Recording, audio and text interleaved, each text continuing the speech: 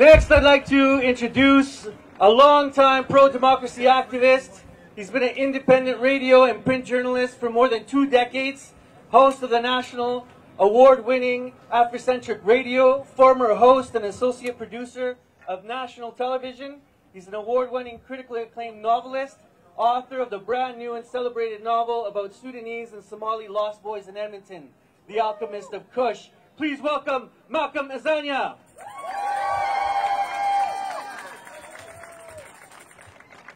As a lot of folks used to say, all power to the people. Let's hear it, all power to the people. All power to the people. All power to the people.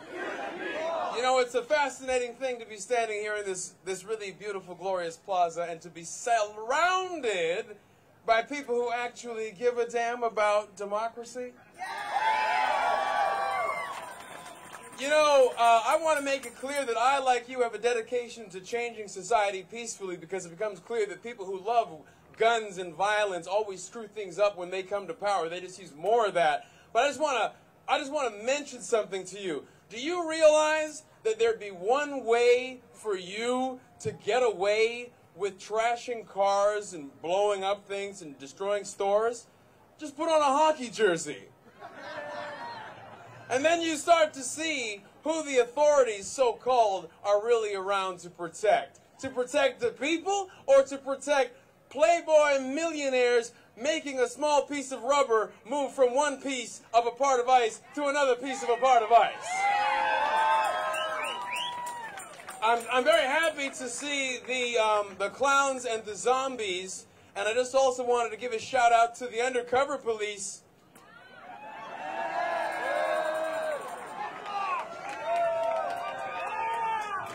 who are working so hard to keep us safe from privacy and, you know, the burden of our own private lives and our right to participate in what we call a free society.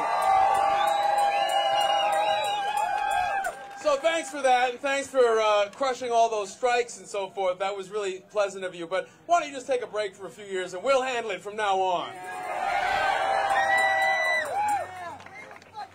Today, I'm going to give you three specific things that I hope you'll take with you, and I'm going to post some links on some of the stats on my blog, The Brolog, at ministerfaust.blogspot.com, so that you, when it comes time to argue some of these things, or preferably to engage in a discussion with folks, you can go in there with more than just understandable anger, but a few cool facts to slide in just to make your point right. And I think God just said we're in the right place right now. So the 3 things for us right now are misconceptions, corrections, and new directions. So I'd like to talk about some of the misconceptions that we're hearing through corporate media. And by the way, behind us is a building. You all recognize the logo, and we like to think of it, some of us like to think of it as Canada's leftist broadcaster. Well, you know, CBC, what's the last C stand for? Corporation. So when I talk about corporate news, I don't just mean Fox. I mean the Beaver.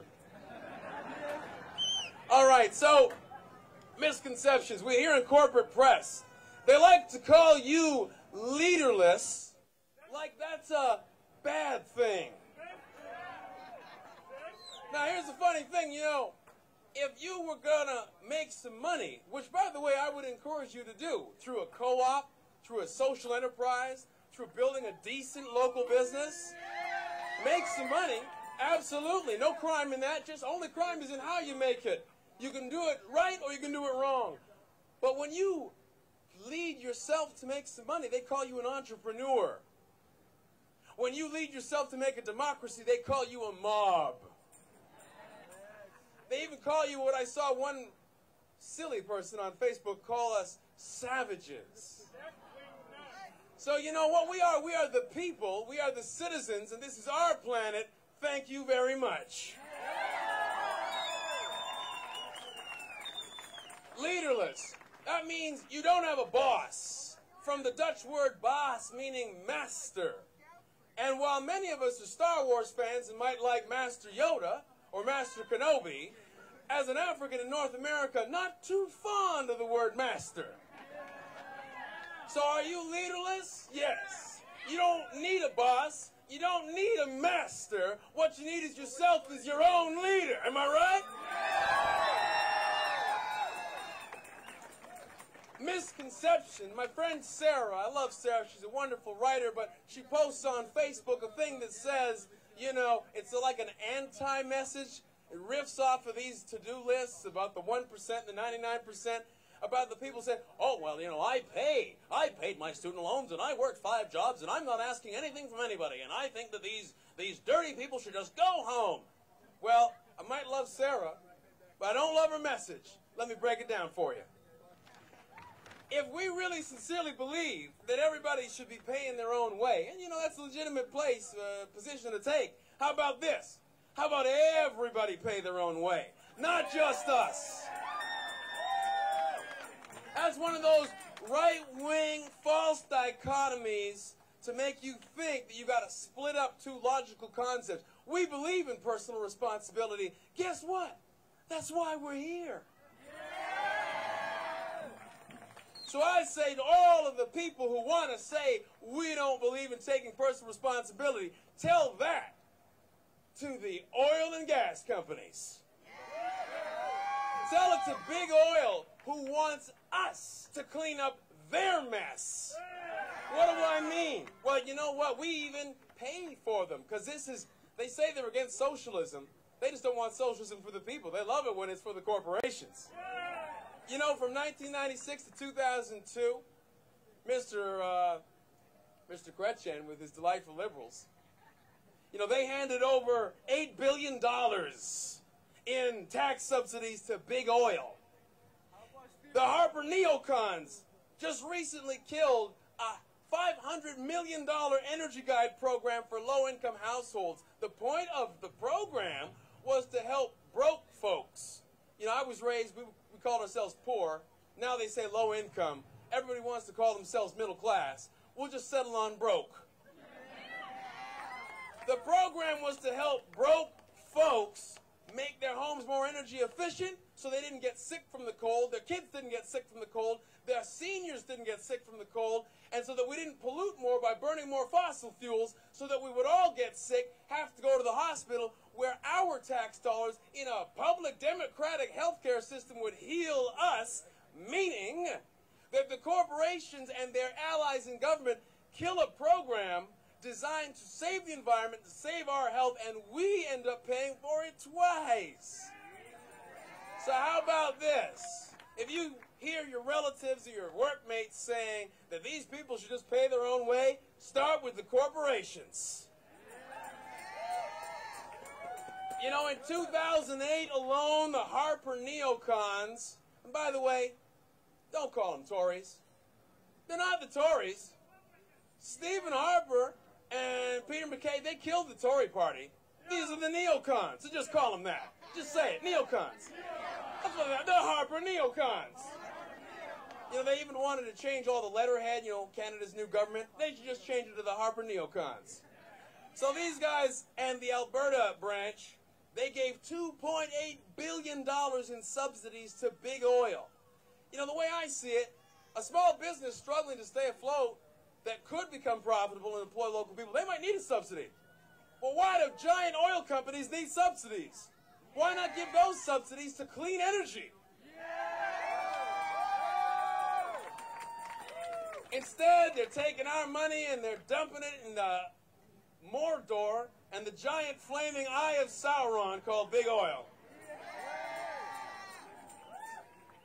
So, and it's worse in the United States. One quick example, you know, they give like over $75 billion per year in direct subsidies to corporations. And that doesn't include the $2.5 billion of externalized costs, like all the people who get sick from cancer and are injured in the workplace, which costs them, our brothers and sisters of the South, $415 billion. In other words, we have monuments to soldiers who die, as they say, to protect the country. But we don't have any monuments to the workers who built everything you see around you.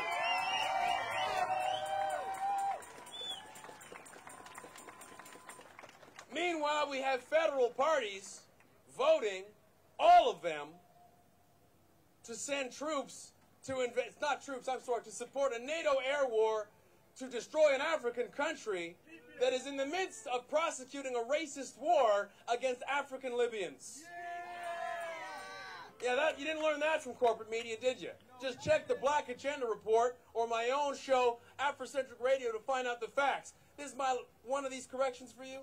Is whenever anybody wants to send men with guns to do anything, check your facts. Do you hear me? So let's talk about corrections. What are the subsidies to the super rich get? Well, you know, just being born into a wealthy family means that you have advantages the rest of us don't have. You know, being born on third base does not mean you hit a triple. They like to say it's all about their hard work, but the first big advantage they got is just the flukocracy of who they were born to. Then there's the benefit of the infrastructure that we paid for with our tax dollars. You know, I believe there's a word for pooling public money to build things. Oh, I think they call that socialism. I'm just saying. Educated workforce paid for by your tax dollars, the same. How about the temporary foreign workers brought to Canada at cut-rate hourly wages, and they can't protest their conditions because they know they'll get sent home? That's not socialism. That's not democracy. That's feudalism. The benefit of the internet, built by our money and our brothers and sisters to the south and everywhere else, the police, the firefighters, all of that paid for by us to protect corporations and their assets. And the biggest possible subsidy of all to every corporation and every one of us is the subsidy paid to us by the Cree Nation, the Blackfoot Nation, the Dene Nation, and every other First Nation whose land we as occupiers have taken. They subsidize our wealth. Solutions. We're about to start marching. If you don't like big banks, there's a new movement in the South. I just found out about this today. I love it. Every once in a while, a good message goes out through CBC, and this was one. And that was, they're taking their money out of the big banks and putting it in not-for-profit credit unions. And right where it hurts. That's the wallet, by the way. Buy local. Keep your money local. Build the local economy. Don't go to Starbucks and all these other things from far away where they pay all their money into corporate headquarters. Keep it here. Employ your brothers and sisters here. Build this community. The money stays local. You build this place. You can do that today.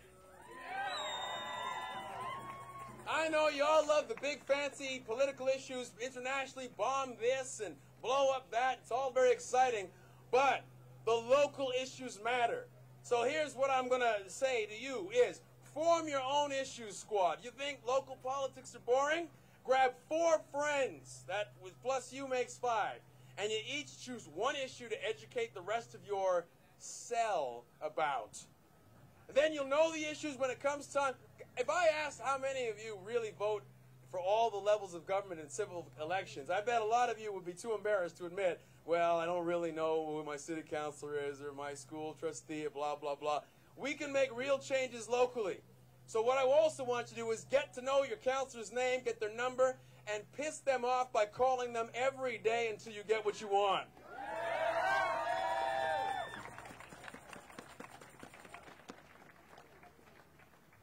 Here's another thing you could do today. Quit smoking. Stop giving your money to billionaires to buy another yacht while they give you cancer, Mr. Lefty. And we're cutting it off right now to say this. Most importantly, stay in the discussion. We are not leaderless. We just don't need bosses. Be your own leader. Lead yourself out of this mess that the super rich have made. Yes, we heard it already. The Arab Spring, the North American fall. But we got to look forward to the spring. We got to make this summer. This time we're going to do it right. Let us honor the historical sacrifices of all of our ancestors to create the world that is fit for our children and for our grandchildren. I want to leave you with one critical concept. Take yourselves back to first night, December 31, 2010.